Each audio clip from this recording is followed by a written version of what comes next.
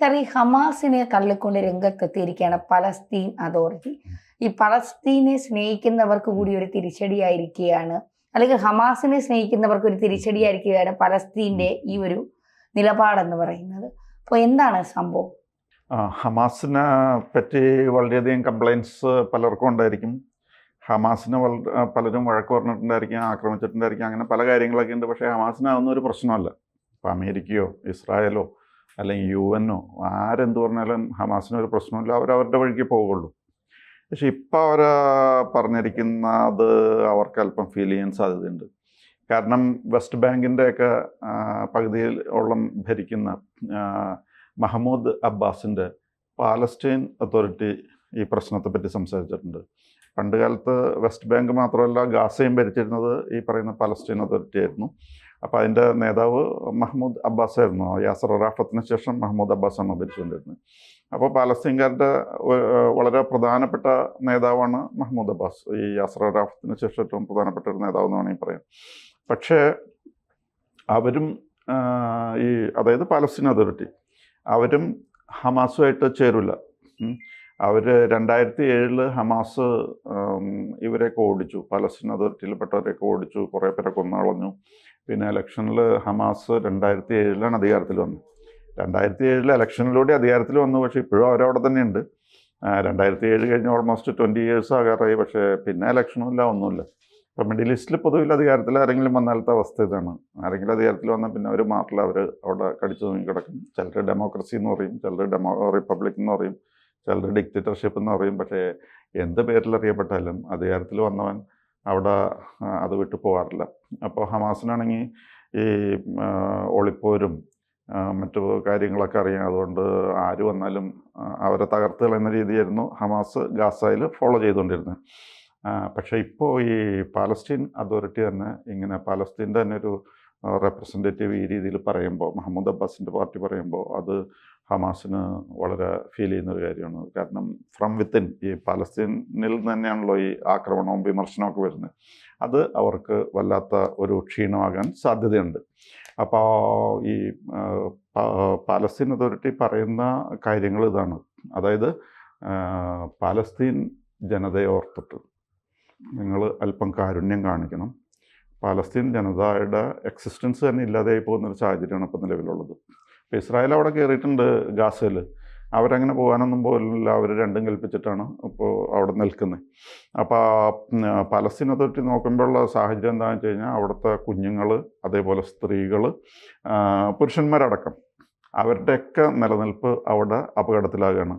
കാരണം ഇപ്പോഴത്തെ ഈ ഇസ്രായേലിൻ്റെ സ്റ്റാൻഡ് എന്താണെന്ന് വെച്ച് കഴിഞ്ഞാൽ ഈ ഹോസ്റ്റേജസിൻ്റെ കാര്യത്തിലൊന്നും അവർക്ക് വലിയ പ്രതീക്ഷയൊന്നുമില്ല. അതായത് അമേരിക്ക നേരിട്ട് ചർച്ച നടത്തി, അമേരിക്ക സാധാരണഗതിയിൽ ടെററിസ്റ്റ് ഓർഗനൈസേഷൻ എന്ന് ഡെസിഗ്നേറ്റ് ചെയ്ത് ആരുമായിട്ട് സംസാരിക്കാറില്ല. പക്ഷേ ഹമാസായിട്ട് അമേരിക്ക ചർച്ച നടത്തിയതാണ്, ഈ ഹോസ്റ്റേജസിനെ വിട്ടുകൊടുക്കുന്ന കാര്യമൊക്കെ പറഞ്ഞതാണ്. പക്ഷേ അതിന് യാതൊരു ഫലവും ഉണ്ടായില്ല. ഇസ്രായേൽ അവരുടെ ഓരോ മനുഷ്യജീവനും എന്ത് വില കൊടുത്തും രക്ഷപ്പെടുത്താൻ അവർ തയ്യാറാണ്. ആ ഒരു വീക്ക്നെസ് ഇസ്രായേലിനുണ്ട്, മറ്റു പല രാജ്യങ്ങൾക്കും അതില്ല.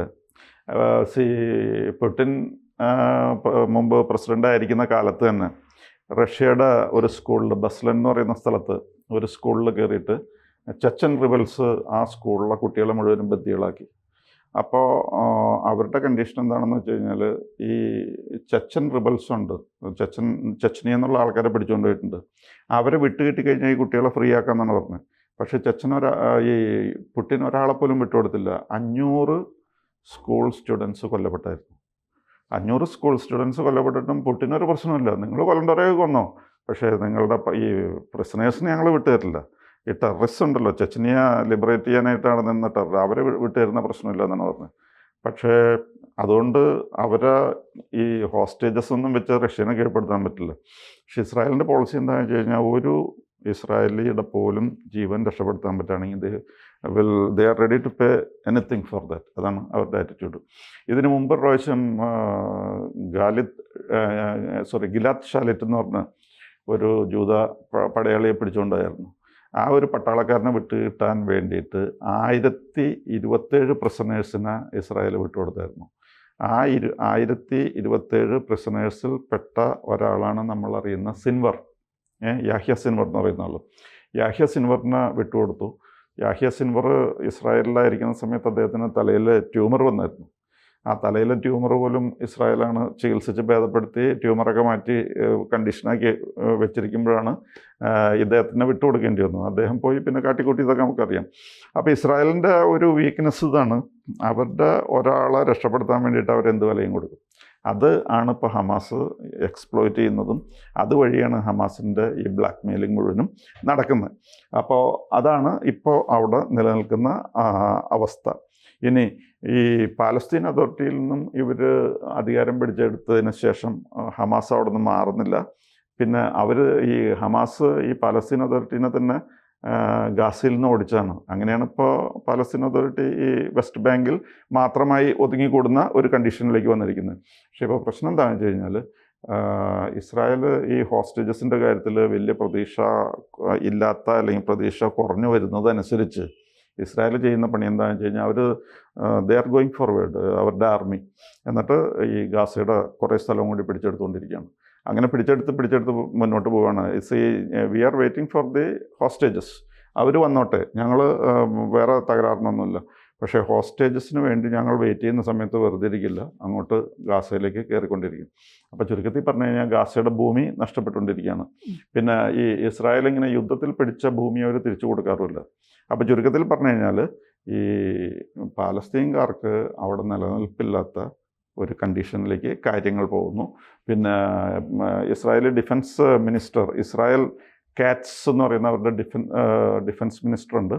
അദ്ദേഹം പറഞ്ഞിരിക്കുന്നത് ഞങ്ങൾ ഈ ഹോസ്റ്റേജസിന് വേണ്ടി കാത്തിരിക്കുകയാണ്, ആ ഹോസ്റ്റേജസ് വരുന്നവരെ ഞങ്ങളൊന്നും ചെയ്യില്ല എന്നുള്ള രീതിയിലാണ്. അത് മാത്രമല്ല, ഈ ആക്രമണവുമായിട്ട് മുന്നോട്ട് പോകുമ്പോൾ തന്നെ അവിടെ ഗാസയിലൊരു ഹോസ്പിറ്റലുണ്ടായിരുന്നു. ഹോസ്പിറ്റലിൽ അവിടെ ഇസ്രായേൽ ആക്രമണം നടത്തി. അത് യൂസ് ചെയ്യുന്ന ഹോസ്പിറ്റലല്ല, അത് വെറുതെ അങ്ങനെ ഒഴിച്ചിട്ടിരിക്കുകയാണ്. അവിടെ ആക്രമിച്ചു കഴിഞ്ഞിട്ട് ഒസാമ തബാഷ് എന്ന് പറഞ്ഞിട്ട് ഈ ഹമാസിൻ്റെ ഇൻ്റലിജൻസ് ചീഫിനെ കൊന്നുകളഞ്ഞു. മാത്രമല്ല, ഇപ്പോൾ യുണൈറ്റഡ് നേഷൻസിലും ഇസ്രായേൽ ഇൻഫോം ചെയ്തിട്ടുണ്ട്, ഒന്നില്ലെങ്കിൽ ഞങ്ങളുടെ ആൾക്കാരെ വിട്ടു തരിക, അല്ലെങ്കിൽ ഹമാസിൻ്റെ ലീഡേഴ്സിനെ 1 by 1 ഓരോരുത്തരെയും ഞങ്ങൾ തിരഞ്ഞ് പിടിച്ച് കൊന്നുകളയും എന്നവർ പറഞ്ഞിരിക്കുകയാണ്. അപ്പോൾ വേറെ ആൾക്കാർക്ക് ഇങ്ങനെ പറയാം, പക്ഷേ ഇസ്രായേൽ പറയുമ്പോൾ വെറുതെ അല്ല. അവർ ഹാനിയെ, സിൻവർ, നാസറുള്ളനെ കൊന്നത് നമ്മൾ കണ്ടതാണ്. അതേ രീതിയിൽ ഞങ്ങൾ കൊല്ലും എന്നാണ് ഇസ്രായേൽ പറഞ്ഞിരിക്കുന്നത്, ഞങ്ങളുടെ ആൾക്കാരെ കിട്ടിയില്ലെങ്കിൽ. അപ്പോൾ അതാണ് ഇപ്പോഴത്തെ അവസ്ഥ. ഇത് മനസ്സിലാക്കിയിട്ടാണ് പാലസ്തീൻ അതോറിറ്റി പറഞ്ഞിരിക്കുന്നത്, നിങ്ങൾ ഇവിടം വിട്ടു പോകുക, പാലസ്തീൻകാരെ ഓർത്തിട്ട് നിങ്ങൾ വിട്ടുപോകുക, അല്പം കാരുണ്യം കാണിക്കുക. അതാണ് ഇപ്പോഴത്തെ അവസ്ഥ.